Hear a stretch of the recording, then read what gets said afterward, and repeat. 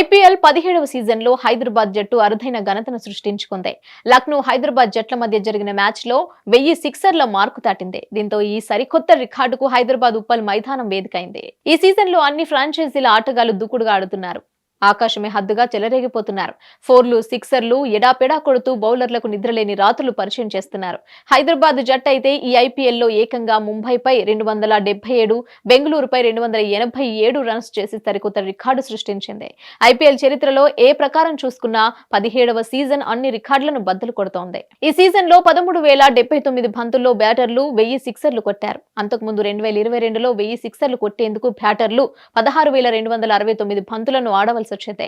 2023లో 15,390 బంతులను ఎదుర్కొన్న బ్యాటర్లు 1000 సిక్సర్లు బాదారు.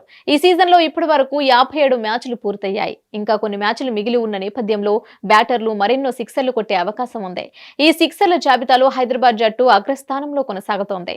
ఆ జట్టు ఆటగాళ్లు దూకుడుగా బ్యాటింగ్ చేస్తుండటంతో ప్రత్యర్థి బౌలర్లకు చుక్కలు కనిపిస్తున్నాయి. ఫోర్ల కంటే సిక్సర్లే ఎక్కువగా కొడుతుండటంతో హైదరాబాద్ జట్టు ఆటగాళ్లు ఈసారి ప్రత్యేకంగా నిలుస్తున్నారు. హైదరాబాద్ జట్టు ఈసారి 138 సిక్స్లు కొట్టింది. సిక్సర్లు బాది జాబితాలో ఢిల్లీ జట్టు రెండో స్థానంలో ఉంది. 120 సిక్స్లు బాదింది.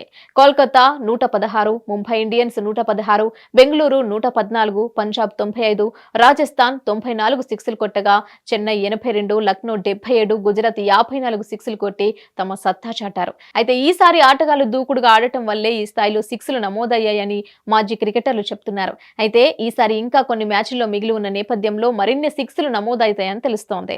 బ్యాటర్లు అంతకంతకు దూకుడుగా ఆడుతున్న నేపథ్యంలో సరికొత్త రికార్డులు నెలకొల్పే అవకాశం ఉంది.